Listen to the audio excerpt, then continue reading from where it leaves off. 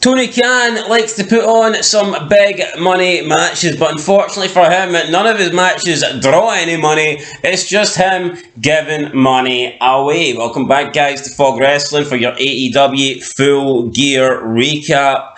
Call it what you want. I certainly did not watch it, so it is not a review, but on tonight's show, Tony Khan had not one, but two matches where the winners received cash prizes. The one on the pre-show was a $200,000 four-way tag team match, and then the one in the main show was a $1 million trios match. And it's like, how many times is Tony Khan going to do this shit?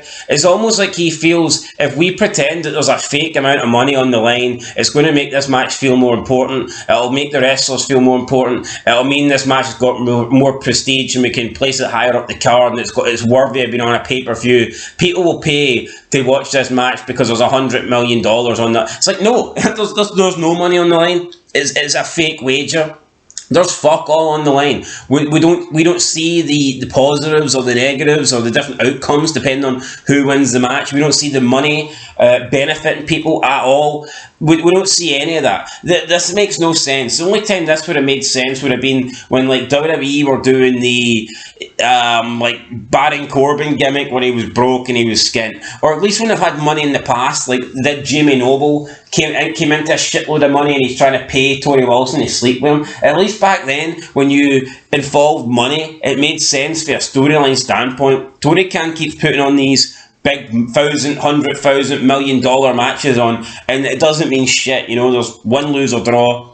Nothing changes. There's no difference. So anyway, let's get through this because there's quite a lot of matches, and we had a couple of champions crowned tonight. So here we go, a couple of new champions to be precise. So with the Bang Bang Gang, Austin Gunn and Juice Robinson defeating Max Caster and Anthony Bowens, Big Bill and Brian Kreeft, and the Outrunners for this $200,000 fatal four-way tag team match. So there you go. They get the Bang Bang Gang get $200,000. Congratulations. It is fake money. Then we get Boom and Doom. It was Big Boom AJ and QT Marshall with the Rizzler, and just why the fuck are these guys on this show?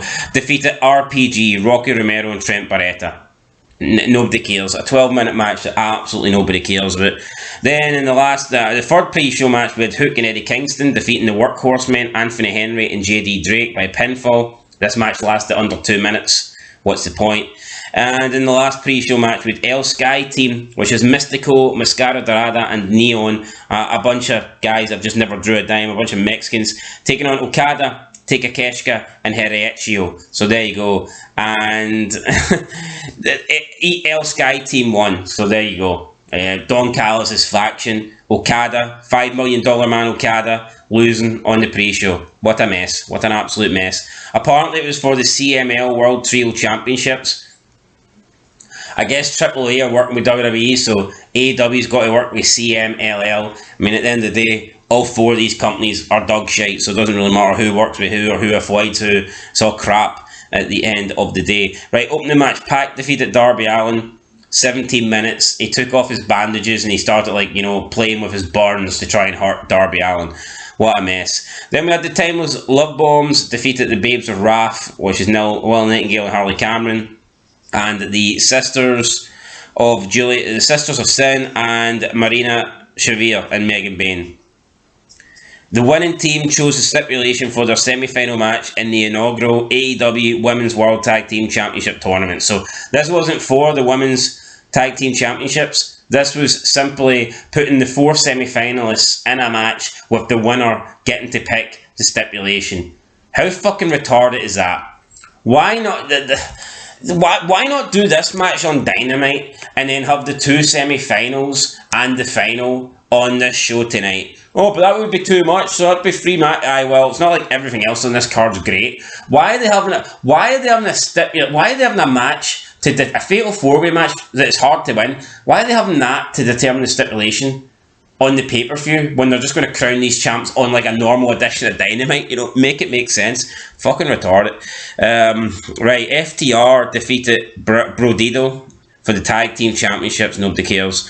Ricochet defeated Kevin Knight in the Casino Gauntlet match for the AEW National Championship. Nobody cares. Kyle O'Reilly, for some reason, defeated Jon Moxley by submission. John in a no-holds-barred match. They've tried to push John Moxley. They've tried to present John Moxley as a star. They've done that pretty much for the last 5 years. John Moxley's been their main guy, their number one guy. And over the past 6 months, 8 months, year, they began to job him out, and now they're having him lose to fucking Kyle O'Reilly. What Tony Khan's given up. Tony Khan may as well just pull the trigger and end this company right now, because it is fucking beyond belief how bad this is. Mark Briscoe defeated Kyle Fletcher to win the AEW TNT Championship. Another bizarre decision there. I think everybody in the Don Callis family is literally lost tonight. The Young Bucks and Josh Alexander defeated Kenny Omega and Jurassic Express in the $1 million trios match. So I guess the Young Bucks have got money now. What are we doing? I don't know. Chris Statlander defeated Mercedes Moné by pinfall to win the AEW Women's World Championship. I guess maybe Mercedes Moné didn't get to sleep with Tony Khan in time before this show, so therefore she couldn't influence him into booking her to win the title. Or who knows, maybe she walked in and Tony Khan was sleeping with Jungle Boy. Either way, Mercedes Moné doesn't win, which is a bit of a surprise considering she wins everything, but she lost tonight to Chris Statlander. And then in the main event, we have a brand new World Heavyweight Champion, Samoa Joe. Well, I say brand new, the guy's already been champ before, but we got Samoa Joe defeating Hangman Page. Why? I don't know. What's going to change? Absolutely nothing. Yeah, Samoa Joe, Sloppy Joe, Fat Joe. This isn't going to bring ratings or bring hype or bring success to AEW Dynamite. Not that Page was a good champion, because he certainly wasn't, but you'd think that Tony Khan would just try something different. It seemed like they were pushing Darby Allin there for a long time. It's like, why not try putting the belt on Darby? What harm could it do? Could putting the belt on Darby Allin really be much worse than the way that they're going right now? I just thought they would have went with a new champion, but nah, they went with Samoa Joe, who didn't draw a fucking dime and brought no interest to the product the last time he was champ, and he's not going to do it this time. He's like a worse version of himself, you know.